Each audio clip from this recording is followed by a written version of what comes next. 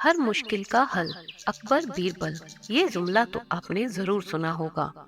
तो आज इसी का एक रोमांचक हिस्सा आपके सामने हम लेकर आए हैं। उम्मीद है कि आपको ये कहानी पसंद आएगी। तो चलिए शुरू करते हैं आज की कहानी, जिसका नाम है कटहल का पेड़। बीरबल को प्रकृति से बहुत प्रेम था, इसलिए बीरबल रोज दरबार में बगीचे में घूमा करते थे। वहाँ उनकी एक बाबूलाल नाम के माली से बहुत बनती थी, क्योंकि वो बहुत ईमानदार था। एक दिन बीरबल बगीचे में घूम रहे थे, तभी बाबूलाल के रोने की आवाज आती है। बीरबल उससे पूछते हैं, क्या हुआ बाबूलाल, तुम क्यों रो रहे हो? बाबूलाल रोते हुए कहता है, मालिक, मैं 17 सालों से अपने बुढ़ापे के लिए कुछ पैसे इकट्ठे कर रहा था। इन पैसों को मैं एक मटके में भरकर इस पेड़ के नीचे दबा देता था, लेकिन अब मेरा मटका मिल नहीं रहा है। अब मैं क्या करूँगा? बीरबल कहते हैं, तुमने अपना मटका यहाँ क्यों दबाया था? अपने घर भी तो तुम उस मटके को रख सकते थे। बाबूलाल कहता है, मैंने सोचा कि यहाँ तो कोई आता जाता नहीं है, कौन मेरे पैसों को चुरा कर ले जाएगा। वैसे भी मैं अपना सारा वक्त यहीं बिताता हूँ, जिससे मेरी नजर हर वक्त इस पेड़ पर रहती थी। बीरबल कहते हैं, क्या तुम्हें किसी पर शक है? बाबूलाल कहता है, नहीं मालिक। बीरबल पूछते हैं, क्या तुमने कभी किसी को इस बारे में बताया है, या फिर किसी ने तुम्हें पैसे रखते हुए देखा हो? बाबूलाल कहता है, नहीं हजूर, मैंने किसी को नहीं बताया। बीरबल कहते हैं, बाबूलाल तुम चिंता मत करो, सब ठीक हो जाएगा, अब तुम घर जाओ। बीरबल सोचते हैं कि उस बगीचे में सिर्फ मंत्रियों का आना जाना है और किसी को इस बारे में मालूम भी नहीं है, तो वह इस पेड़ को क्यों खोदेगा, और वो भी कटहल के पेड़ को। कोई वैद्य या हकीम इस पेड़ को दवाई के लिए खोद सकता है। अगले दिन बीरबल अकबर से कहते हैं, महाराज, क्या मैं मंत्रियों से कुछ सवाल पूछ सकता हूँ? महाराज कहते हैं, हाँ क्यों नहीं। बीरबल पूछते हैं, क्या आप में से कुछ दिन पहले कोई बीमार हुआ था जिसने कोई दवाई ली हो? तब एक मंत्री कहते हैं, हाँ, मेरे गले में कुछ दिनों से दर्द था, मैंने काढ़ा पिया था।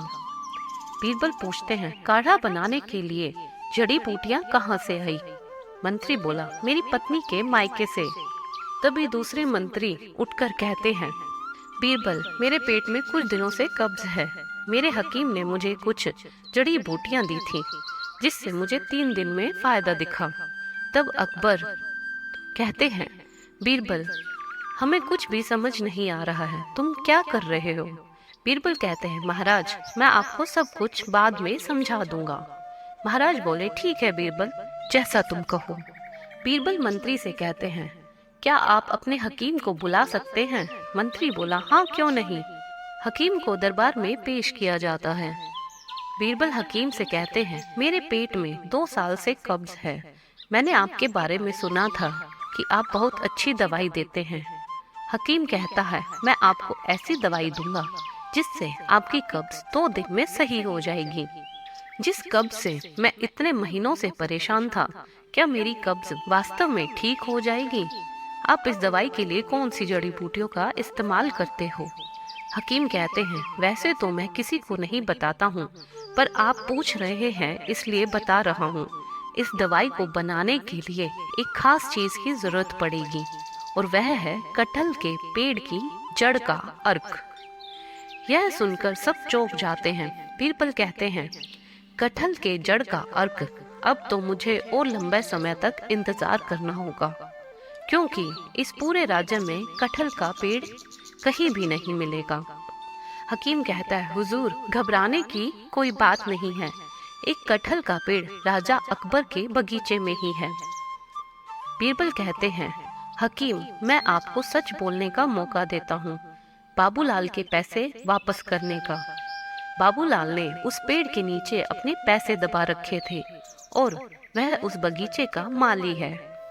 यह सुनकर हकीम डर जाता है और कहता है, हुजूर, मुझे माफ कर दीजिए, मुझे उस पेड़ के नीचे एक मटका मिला था जो पैसों से भरा हुआ था। मैंने सोचा कि मटका काफी पुराना है और जिसने उसे दबाया था शायद वह भूल गया है, इसलिए मैंने उसे ले लिया। मुझे माफ कर दीजिए, आगे से मैं कभी ऐसा नहीं करूँगा। बीरबल कहते हैं, महाराज इन्हें माफ कर दीजिए क्योंकि इन्होंने यह सच बोला है। महाराज बोले, तुम कहते हो तो हम इन्हें माफ कर देते हैं। बीरबल बाबूलाल से पूछता है, मटके में कितने पैसे थे? बाबूलाल बोला, हुजूर उसमें 70 सोने की अशर्फियां थीं। बीरबल कहते हैं, तुम्हारी बेवकूफ़ी की वजह से तुम्हें सिर्फ 60 अशर्फियां दी जाएंगी और हकीम ने सच बोला है, इसलिए 10 अशर्फियां हकीम को दे दी जाएंगी।